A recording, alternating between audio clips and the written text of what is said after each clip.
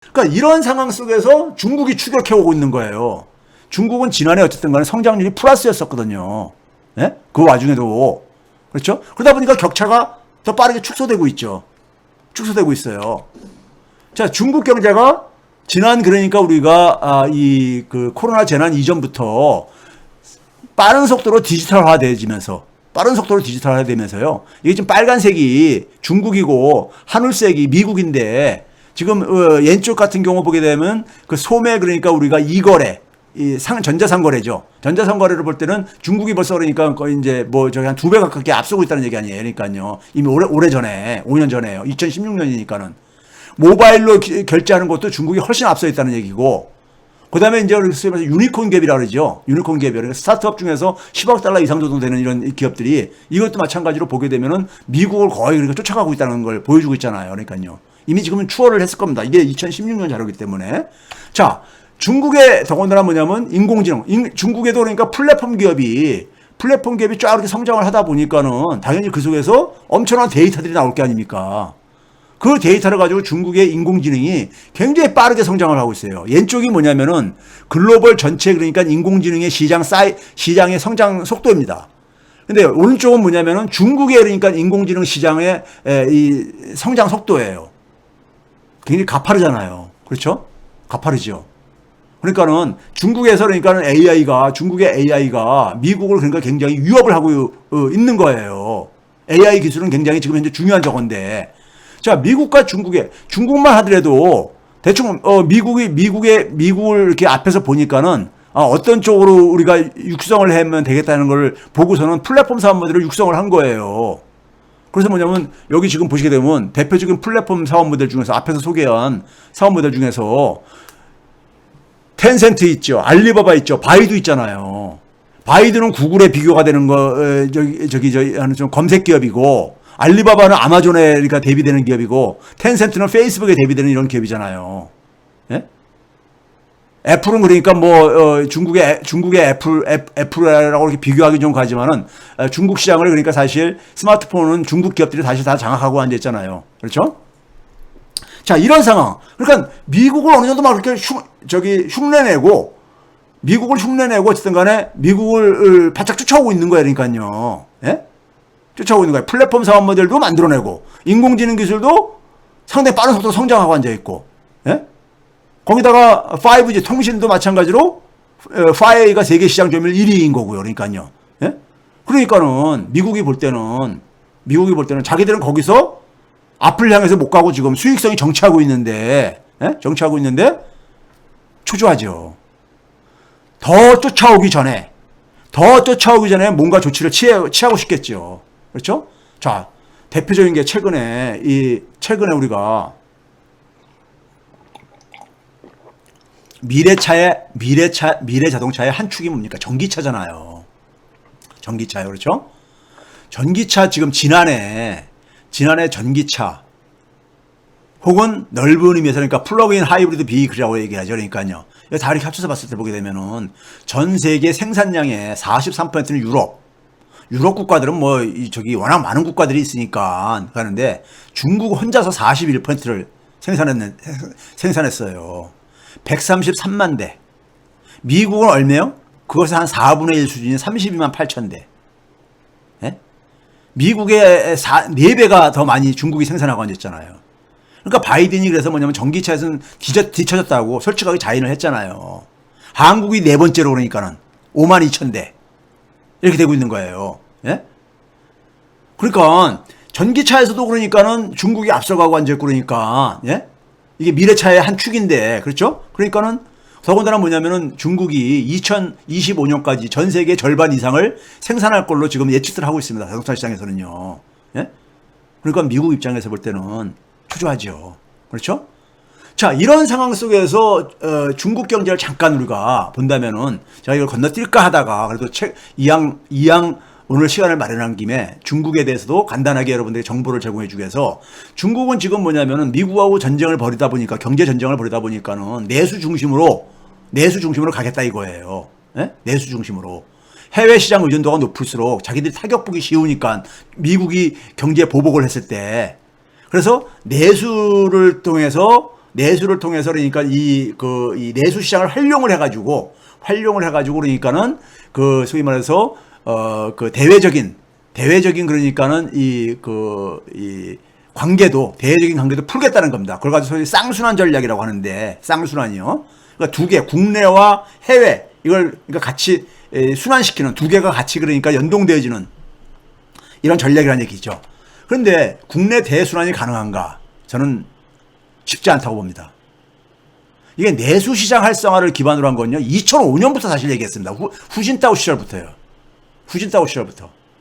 그런데 중국에 보게 되면요. 내수 규모가 굉장히 작습니다. 보실래요? 이거 봐보세요. 가계소비 비중이 GDP의 40%가 아직도 안 돼요. 중국 경제에서요. 우리나라가 한 50% 정도 되죠. 예? 선진국가들이 한 60% 정도 됩니다. 큰 나라들이요. 예? 미국이 한 3분의 2 정도 되고요. 한 3분의 2 정도 되고요. 그런데 중국 한번 봐보세요. 저기 지금 밑에 그림 보게 되면 2010년 이후에 뭐 2005년부터 그러니까는 내수를 강화하겠다고 막 그랬었어요. 근데 별로 크게 개선이 안 돼지고 있잖아요. 왜 그런지 아세요? 중국도 마찬가지로 뭐냐면 일자리가 별로 좋은 일자리가 안 만들어지고 있습니다. 중국 경제에서 덩어리가 큰 기업들은 부가가치가 큰 기업들은 국영기업이 많은데 국영기업들이 주로 뭐냐면 자본 집약적인 산업이다 보니까 일자리를 별로 창출을 못해요. 예? 일자리 창출을 잘 못합니다. 예? 거기다가 뭐냐면 이제 그 중국도 저출산 문제가 굉장히 이제 심각해져 가고 있습니다. 고령 인구 비중도 굉장히 빠르게 급증하고 있고요. 그런 점에서 내수를 강화하는 거 쉽지 않다 이거예요. 최근에 많은 빠른 속도로 임금을 인상을 했지만 일자리 창출도 그러니까 저는 쉽지 않다고 보고요. 네, 쉽지 않다고 보고요. 그러다 보니까는 거기다 뭐냐면 이 중국 같은 경우는 사회 보장이 우리가 알고 있는 사회주의 국가라고 상상하기 힘들 정도로 사회 보장이 우리보다 훨씬 더 그러니까는 미흡합니다. 그러다 보니까 사람들이 전부 다 뭐냐면 자기가 개인적으로 노후를 대비해야 되고 자기 개인적으로 그러니까는 자기 사회 보장 문제를 그러니까 대비를 해야 돼요. 그러니까 저축이 굉장히 높죠. 소비가 굉장히 상대적으로 그러니까는 억압받을 수밖에 없어요. 생산 인구 비중이 일본하고 비슷하게 지금 모양새를 갖고 있습니다. 일본하고요. 인구 구조가요. 그러다 보니까는 성장을 하기 위해서 금융위기 이후에 수출도 그러니까는 이게 위축된 상황 속에서 가계 소비는 생각만큼 이게 빠르게 증가할 수가 없고 하다 보니까 뭐에다 의존하냐? 투자 의존이죠. 기업들 투자요. 국영기업 중심으로 투자에다가. 근데 그 기업의 투자라는 것은 결국 뭡니까? 차입을 통해서 하는 거죠. 신용주도 성장인 겁니다. 부채주도 성장이죠. 예? 신용하고 부채는 같은 말이니까요. 예? 여기에 특히 뭐냐면은 이 소위 말해서 지방정부를 중심으로 해가지고, 예? 여기 그러니까 소위 말해서 이 인프라 투자를 중심으로 해가지고 하다 보니까, 그러다 보니까 투자 비중이, 이거 한번 봐보세요. 금융위기 이후에 GDP에서 중국의 투자가 차지하는 비중이 금융위기 이전과 아주 그냥 대조적으로 보이잖아요. 여전히 투자율을 안 높이면은 중국은 성장률이니까는 목표한 성장률을 달성할 수가 없는 나라입니다. 그러니까 근데 그 투자라는 것은 바로 뭐냐면 기업이 부채를 증가시키는 부채를 그러니까 우리가 수반하는 방식이라 이겁니다. 네? 그래서 기업 부채가 크게 증가한 거예요. 중국의 비금융 기업 부채 비율이 금융위기 이후에 급증하잖아요. 네? 빚을 내가지고 그러니까 기업이 투자를 그러니까 막 쏟아붓게 한 거예요. 그래야지만 이 GDP 성장률이 그나마 6%가 나왔던 거예요. 6%대가. 예? 중국 정부 채무, 특히 지방정부 채무가 마찬가지로 크게 증가하죠. 이것도 바로 봐보세요. 금융위기 이후부터 이렇게 급증하잖아요. 예? 그러니까 기업, 지방정부가 투자를 많이 하게 되면은 빚을 낼 수밖에 없는 것이고, 그걸 안 하게 되면 성장률이 그만큼 안 나오는 거예요. 자, 재정도 2015년부터는 GDP에 금융위기 때 그러니까 마이너스 3%가 안 됐는데, 지난 한 5년 이상 동안에 거의 재정 적자가 3%가 항상 넘잖아요. 3%가. 되게 우리가 3% 이내에서 그러니까 하는 것이 안정적이라고 하고 그러는데, 근데 3%가 넘잖아요.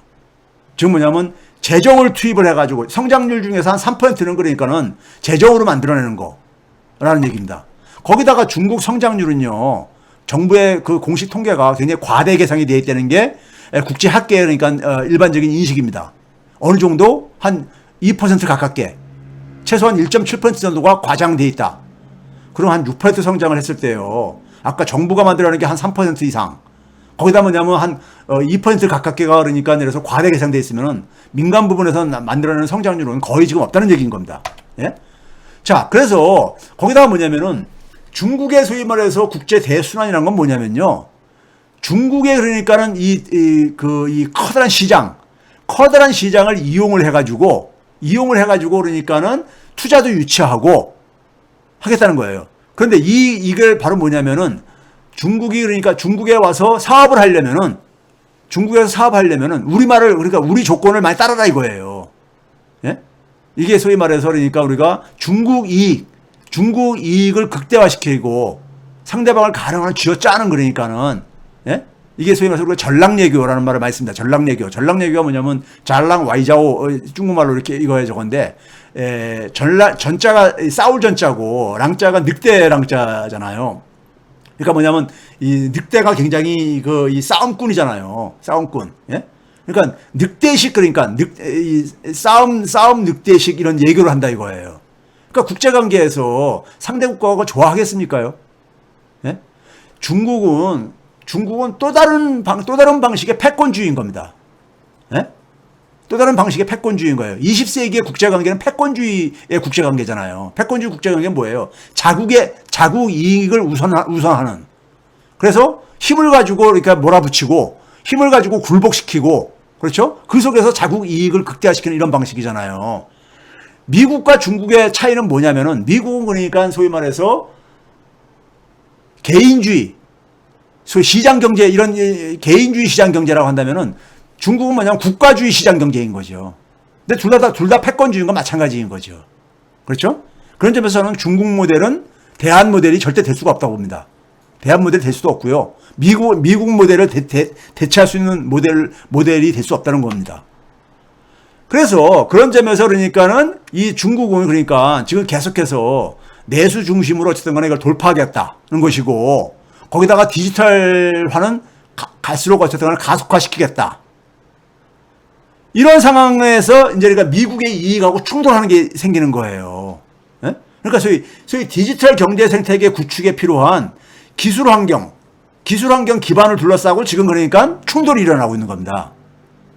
아까 솔루션 가지고는 솔루션 단계 가지고 아예 가지도 못하고 솔루션을 가지고 가야 되는데 지금 뭐냐면 우리가 바다 생태계를 보게 되면 바다에는 그러니까 우리가 바다라는 것은 물이 있어야 되고 뭐 섬도 있어야 되고 뭐 바닷속에 우리가 사는 많은 생태계가 구성돼야 되는 거잖아요. 육지하고 다른 그러니까 그런 기술 환경 기반을 둘러싸고 지금 저게 벌어지고 있는 겁니다.